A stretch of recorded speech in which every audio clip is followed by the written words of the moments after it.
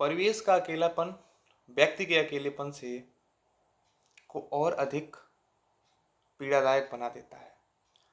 1957 कल्पना पत्रिका के जनवरी अंक में कोसी के घटवार नाम की एक कहानी प्रकाशित होती है, जिसके लेखक शेखर जोशी हैं और ये कहानी कुछ इसी तरह के परिवेश को बयां करती है। कहानी में कुल 12 पात्र हैं, लेकिन मुख्य रूप से ये लक्ष्मा और गोसाई के प्रेम की नहीं, प्रेम की पीड़ा की कहानी है। पूरी कहानी में प्रेम शब्द का कहीं जिक्र नहीं है। किसी भी पात्रों में के संवादों में प्रेम का जिक्र ही नहीं होना, एक दूसरे से आंखें नहीं मिलना, लेकिन फिर भी ये कहानी प्रेम को दर्शाने वाली कहानी है, प्रेम की पीड़ा को दर्शाने वाली कहानी है।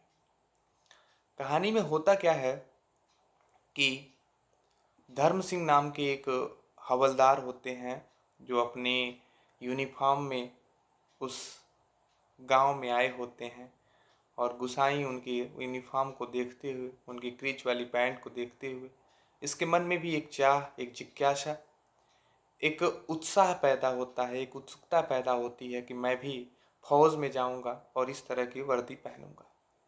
गुसाई फौज में भी जाता है। फौज में अपनी पूरी तरह की सेवा देने के बाद जब वो सेवानिवृत्त होकर लौटता है, तो उसके साथ वो लौटती है बस वो क्रीज वाली पैंट, और उसके साथ और कुछ अगर लौटता है तो उसका नाम है अकेलापन। लक्ष्मा जो गोसाई की प्रेमिका होती है, गोसाई जब फौज की नौकरी को ज्वाइन कर लेता है तो लक्ष्मा के पिता को फौज की नौकरी पसंद न होने के कारण बगल के गांव में राम सिंह से लक्ष्मा का विवाह कर देते हैं। ये जानते हुए कि लक्ष्मा गोसाई से प्रेम करती है, लक्ष्मा ने गोसाई को वादा भी किया रहता है कि जैसा तुम कहोगे, जैसा चाहोगे वैसा करूंगी मैं, लेकिन अपने पिता का प्रतिकार न कर पाने के कारण लक्ष्मा राम सिंह से विवाह कर लेती है।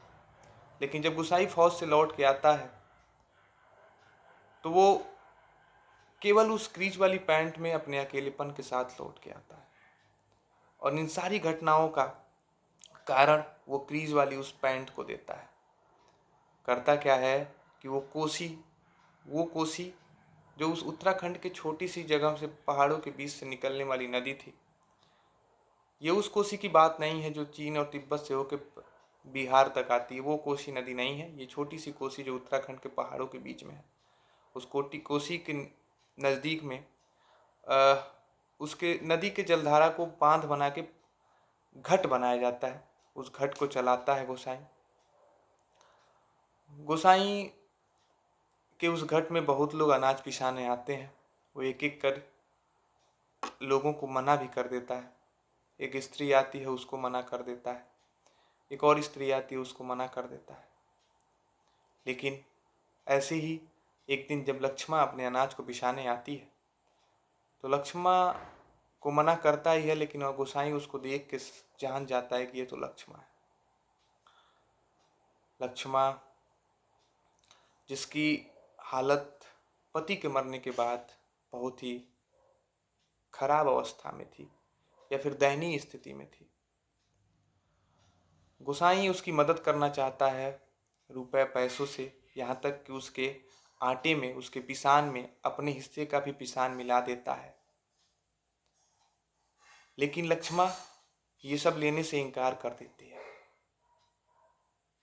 लक्ष्मा का ये इनकार करना, मदद का इनकार, गोसाई की तरफ से जो मदद दिया जा रहा है उसका इनकार कर देना, ये प्रेम के स्वाभिमान को दर्शा रहा है। ये कहानी प्रेम के स्वाभिमान की भी कहानी है। आप देखिए कि दो स्थितियों को इस कहानी में दिखाया गया है। एक स्थिति वो जब लक्ष्मा और गोसाई पहले कस्में और वादे खाते थे, आज जब से लक्ष्मा की स्थिति को देखने के बाद गोसाई गांव में जाना छोड़ दिया और वो समझदारी और जिम्मेदारी का जीवन जी रहा है, भले ही वो अकेलेपन में है। तो जो गोसाई का समझदारी और जिम्मेदारी है, वही उसके प्रेम के पुनर्मिलन की बाधा है। और इसी से इस कहानी में प्रेम के दो स्वरूपों को भी देखने को मिलता है। कहानी जब पूरी पढ़ते हम और अंत में लक्ष्मा और गोसाई को के मिलने की बात जब आती है सामने, तो वहाँ एक भविष्य का निर्माण होता है और एक चीज़ निकल के आती है कि प्रेम केवल कस्में वादे खाने की चीज़ नहीं है, बल्कि एक दूसरे के प्रति मदद के लिए तत्पर रहना, एक दूसरे का साथ भले ही दूर रहें लेकिन देते रहना इस कहानी का उद्देश्य है। कहानी 1957 की भले ही है, लेकिन इसकी तुलना चंद्रधर शर्मा गुलेरी के उसने कहा था कहानी से किया जाना चाहिए। चंद्रधर शर्मा गुलेरी की कहानी जो उसने कहा था 1915 में, प्रथम विश्व युद्ध पर आधारित कहानी है और वो भी फ्लैशबैक की शैली में लिखी गई है। कोसी का घटवार भी पूर्व दीप्ति यानी कि फ्लैशबैक शैली में लिखी हुई कहानी है। तो अगर प्रथम विश्व युद्ध ने उसने कहा था कहानी दिया, तो द्वितीय विश्व युद्ध ने कोसी का घटवार नामक कहानी दिया। और ये कहानी पहाड़ों की कहानी है। युद्ध के समय में पहाड़ों ने बहुत कुछ दिया है समाज को। आप ध्यान दीजिए कि पहाड़ों से लाखों की संख्या में लोग फौज में शामिल हुए, क्योंकि वहाँ पे जीविका का जो समस्या है वो बना रहता है। तो इस तरह से पहाड़ों ने युद्ध के समय साथ दिया। और वो युद्ध जो द्वितीय विश्व युद्ध है, वो द्वितीय विश्व युद्ध ने कोसी के घटवार नामक कहानी दी। इस पूरी कहानी को जब पढ़ने के बाद, गोसाई के अकेलेपन को देखने के बाद, लक्ष्मा के अकेलेपन को देखने के बाद, फ्रांज काफ्का की एक कोटेशन लाइन है, सटीक बैठती है कि जो अकेलापन है, जो एकांत है, वो स्वयं को जानने का जरिया है। आप पूरी कहानी को देखिए, क्योंकि जब कहानी शुरू होती है तो गोसाई उस धर्म सिंह को देख के फौज में जाने को उत्सुक होता है, और जब फौज से लौटता है तो खुद को जानने के लिए, खुद को अपनी स्थिति को जान चुका होता है। तो कहीं ना कहीं अकेलापन जो है वो एकांत को जानने की का एक जरिया है। आलोचक पल्लव ने कहा है कि शेखर जोशी ने यहाँ प्रेम की शाश्वतता को बात की है। प्रेम जो एक दूसरे के साथ निभाना है, प्रेम जो एक शाश्वत चीज है, प्रेम जो एक मदद करने, अपने प्रिय के प्रति हमेशा समर्पित रहने की बात है, इसको ध्यान में रखते हुए कहानी को लिखा है।